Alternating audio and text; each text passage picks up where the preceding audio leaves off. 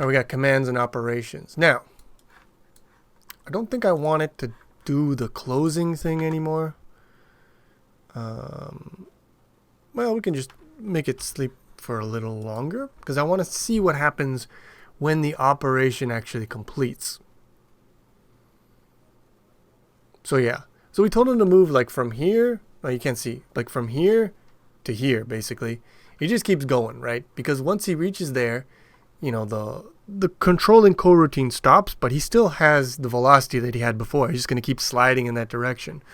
So I think what I want to do, there's a couple ways you could handle this, but what I really want to do is when the operation completes, let's just remove that operation. It's done. Get it out of here. So we can do like bool is done const return coro is equal to end. The iterator is equal to the end here. What's your problem? That's a little jacked up that calling end is not const. I think that's a little cursed.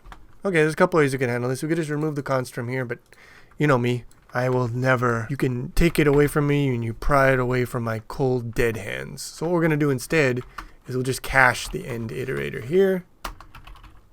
Coro.end, because I'm a stubborn bastard. And then we can just do, if it is equal to end, then we are done. And so now in here, we can say if not is done, then increment it. And then down here, the real sauce. When we're done on one frame, at the very end, we're going to go std erase if operation pointers, like so, auto p pointer to is done. Erase if is done.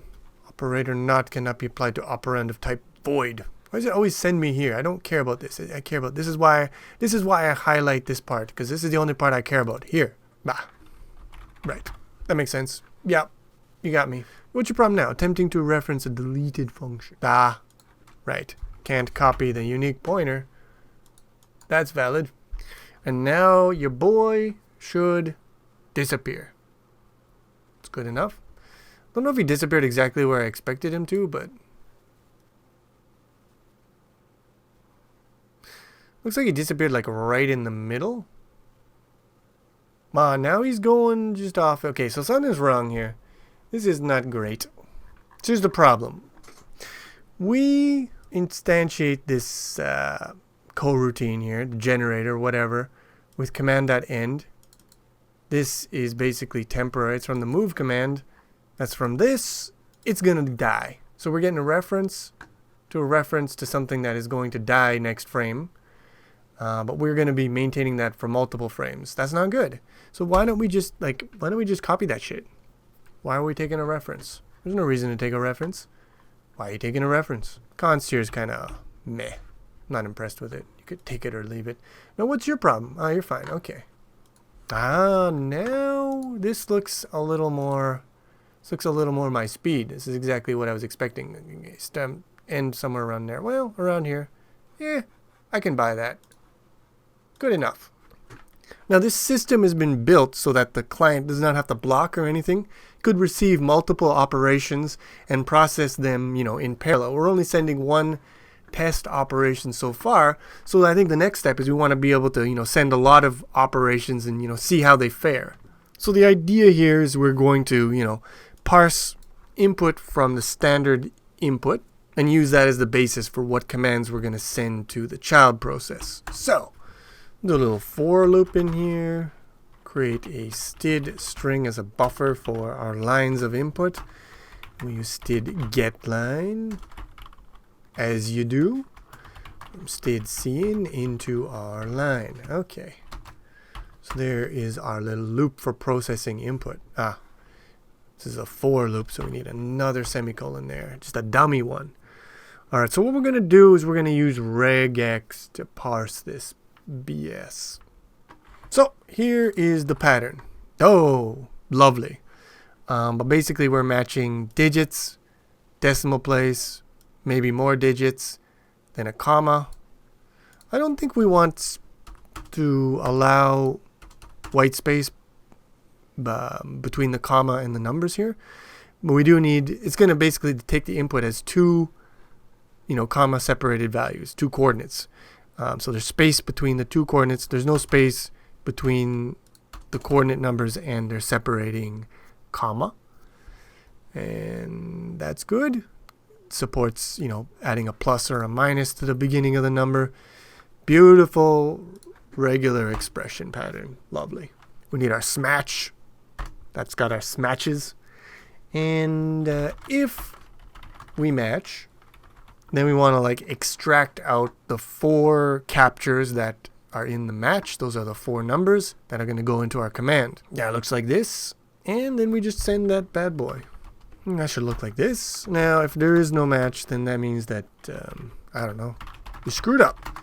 I want to do a little cool prompt thing. So maybe like this before we do getLine. But then every time before we loop here, we also want to do that. So put that right in there. Sweet. Probably want to get an exit command in there at some point. We could do that right here. If line is equal to exit break. That's nice enough. There we go. Alright, now we can see if I messed up the regex. Usually that's the case. Alright, so it's not doing anything right now, which is fine. It's waiting for, I haven't sent any commands yet. So, let's do a -300 to a +300. Okay. That wasn't right. What the hell, brah? Disappointing. Not entirely unexpected, but disappointing nonetheless. Give me back to my program. Which one is it? Is it this one? Yeah, it's this one. Alright. Okay. Let's see. Take us to the Hall of Shame. The Hall of Regex Shame. 300, 300. Okay, what do we got? 300. X1, Y1, X2, Y2. Okay, so this is not terrible. This is working as expected. Somehow that's more disappointing. Yeah, this gives us this. That is correct.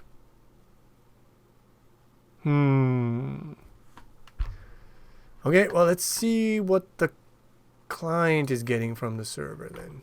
We'll stick to the same input for consistency's sake. And here we are. Alright. Where's the command? -300, Y300, -3. So this is kind of wrong. It should be negative, positive, right? Did I type that in wrong? Negative, positive.